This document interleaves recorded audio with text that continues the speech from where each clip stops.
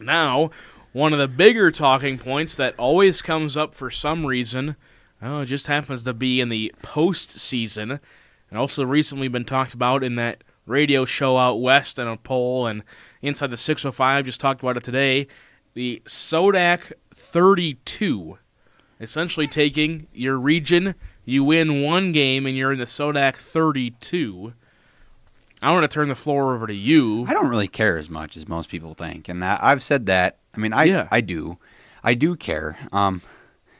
I think there's a case for it, but I also think that it makes the point of playing a region out and winning region games pointless if you go 32.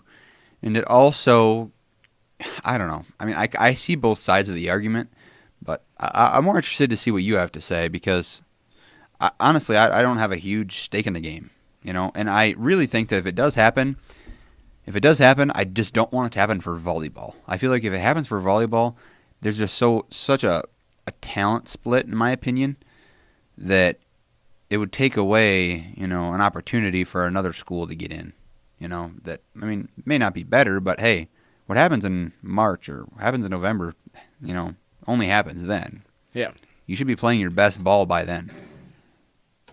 I think this is an interesting topic because not only do a lot of people either think they're on the same page of it, they like it, or they don't.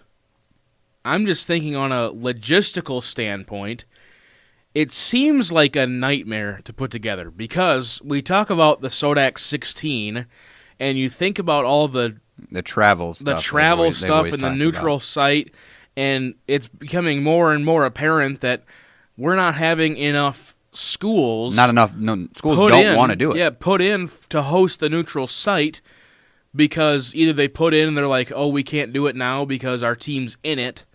And then you're limited to like 7 venues for 8 games. You have to stretch all over the place. And like last year, Vermilion and Hot Springs played in Kadoka. That's a long travel for both squads. And that was really long for us and Vermilion. I mean, that was a long trip, but we made it. And of course, it goes to double overtime. But anyway, that's besides the point. But it just, and everybody's saying, and especially in this area, you talk about Region 3B, we talked about it, and we talked about Region 4A, always comes up in the topic as well, saying, oh, our region's so tough, we have 4 teams that are state caliber, we should all get a chance to get in. Well, you have your chance to get in, win your region games. That's as simple as I mean, you knew it's going to be tough. You've played them all season, especially in this area. You talk about Region 4A and DAC 12. Yeah. It's the toughest schedules you're going to see. I mean, Lennox played 4 out of the top 5 teams in the state their first 6 games. The top 5, the 5th best team in the state being them. So they started off, didn't have a great record to start off. You know what's going to come in, and if you're going to complain about it now, well, let's take it back to before the SoDak 16 was implemented. You took 1 team from each region. That was it. You remember back in Region 5A being those were the top 4 teams were all 15-5. Right. And their only losses were to each other. And they all had to duke it out and battle it out, and they get the 1 state qualifying spot. So you talk about 16, everybody's like, oh, let's expand it to 32. You shouldn't, in my opinion, you should not do it. There's a reason that the NCAA tournament plays out their conference before they go to the NCAA tournament.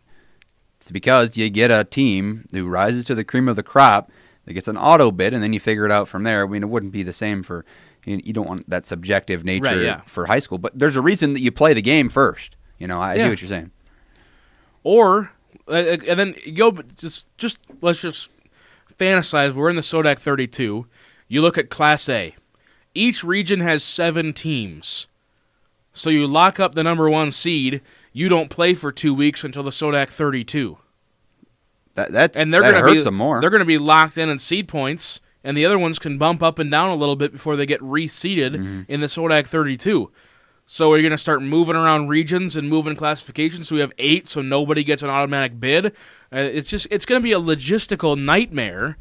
And if you're so worried about, oh, our region's super tough, and I can say that, the team I cover that's been brought up every day the past 4 weeks, it seems like, as we get to the end of the season. It doesn't make any sense, because if you're complaining about not having any chances now, and I'm not saying that the teams aren't good. The teams are really good. I've seen them all season. Even in 3B, I've watched and called 6 out of the 10 teams, I believe. They're good teams. But if you're going to complain about not getting chances in the SoDak 16, let's go back to the old format. Everybody in the region, you play it out. The one team that comes out of the region, you go to state. Winner takes all. Let's bring it back to that.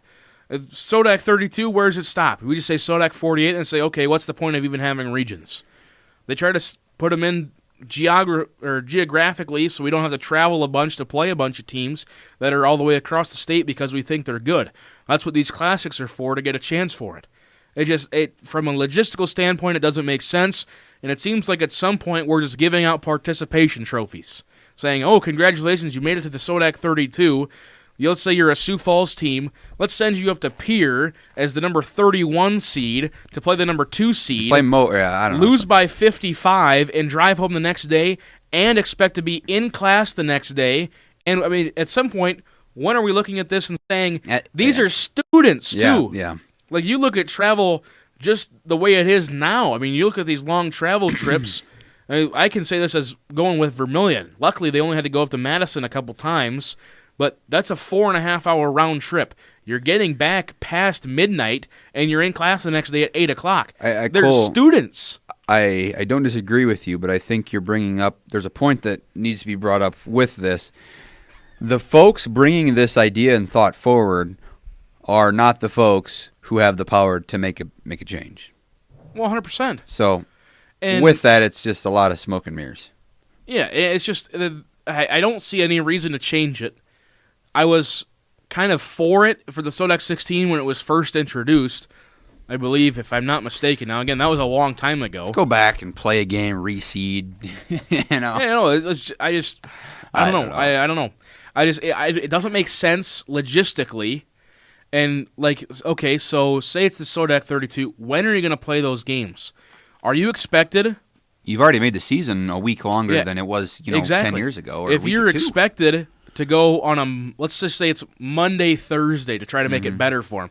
You're expected on a Monday, get out of school at 11 a.m. to go make a round trip to who knows where for a neutral site, or even worse, if it's high seed host, you're going to have people like Harding County Bison traveling down to the southeast corner of the state and expected to be in class the next day. Like, it doesn't make sense. And another thing, Cole, the parents who have to watch that, that are not going to miss their senior's last game, they're going to have to get out of work, take a whole day off, darn near. Yeah. At some point, when does it become enough for us just to say that? Maybe 16's good. I think this is good. You take 2 out of each region. That was the whole reason. It's like, there's more than just one good team in each region. Okay, let's take 2. They're going to complain about it. Oh, let's take 3. Oh, let's take 4. Let's take 5. Let's just get rid of regions altogether. It just doesn't make sense. Now, if they change it to the SoDak32, I'll say, good luck with that. It'll be a logistical nightmare, but I'll be right there watching every game. Right. But again, Cole, the people bringing this idea forward are the people that don't have a job that requires them to go to work every day from 9 to 5, and a strict office setting or a strict, they have commitments outside of the day-to-day life, the day-to-day grind. The people that are trying to move this idea are the people that, don't have to worry about getting students to class, to bed the next day, going to school with enough sleep to retain information. The people, there's so many things, being brought forward that there's needs to be a check and balance too, Cole. But I see what you're saying. But I can see both sides because, I mean, heck yeah, it'd be fun. It'd be fun for guys like you and I. But I feel bad for the parent. I feel bad for the coach, the administration, the teachers, the people that have to put it together, the hosts. Exactly, the neutral site hosts. That's one thing I was going to touch on again is if you want to put a neutral site, you're already running out of reasons or running out of places to go. Like Pierre, they're a great spot. We were up there for state dual wrestling. I'm like, this is awesome. It's a nice gym, good setup. There's hotels all around. They're not going to host anymore because they had one bad incident last year with teams trashing the locker rooms. We're like, we're just not going to do it anymore. Yep. And that's the most central spot you can get in the state. Yeah, it truly is one. That's why the Capitals. That's why they host it all the time. They usually have a doubleheader for SoDak32 games on both days. I mean, eventually it's going to turn into venues like the Corn Palace hosting 6 SoDak32 games. Because the Corn Palace is never going to say no. Because nobody else wants to host it. I mean, it's just, at some point, when is enough enough? Is it cool in theory? Sure. It's a logistical nightmare, and at some point you're just handing out participation trophies. Yeah. Hey, you won one region game. Let's ship you off 4 hours away to either win or lose this game by 30, unless you're the 15 and 16 seed playing each other. It's like, oh, we're going to get one upset. It's going to be the 14 seed losing to the 18 seed. What a big upset. The 132 is a waste of time. No, I mean, it's, yeah. From the top 8 to the bottom 8. Imagine you get a 32-1 upset, dude. No, it just, it can happen. See, it's fun to think about, but it really just doesn't make sense. It can happen in college because college, as much as it doesn't look like it sometimes, it's closer. And that gap is getting closer and closer. But the 1 and 32 right now, I'm actually going to look this up right now. Let's go boys basketball in Class A standings. Number 1 is Sioux Falls Christian. Number 32 is 9 and 11 Aberdeen Roncalli. That'd be Falkland area for girls B in Centerville. Yeah. For girls A, it'd be Scotland Menno and Sioux Falls Christian. Scotland Menno is 5 inches shorter all the way across the board. At least. At least. I don't know. Anyway. Oh, jeez. To round it out. Could it happen? Sure. If it happens, will I be mad? No. I'll just say it's a logistical nightmare and say good luck with it, and I'll be sitting there and I'll watch every game. I'll broadcast all the games I can. I mean, sure, it'd be really fun to think about, but in reality, I mean, what are we doing? That's like trying to say, let's move the state bees out of Aberdeen. And this is coming. And that's where we need to move on. And this is coming from a guy who's been to one in his life, and it was last year. We weren't even there for the championship day. My dad and I, we had the plan. We're going to go the second day. Semifinal and consolation semifinal day, and we went for the first 2 games. And we were gonna get a bite to eat, watch the third game, and leave because it's a haul from our house to Aberdeen. Yeah, and we sat there and we watched the first 2 games, and we walked out of that place and went to eat. And my dad said, "How'd you like it?" I said, "Why are they ever thinking about moving it?" It was insanely electric, and it was day 2. And one more time, Cole. Just saying, the people who have power to make this decision don't seem to have any inkling of emotion to even think about moving the tournament.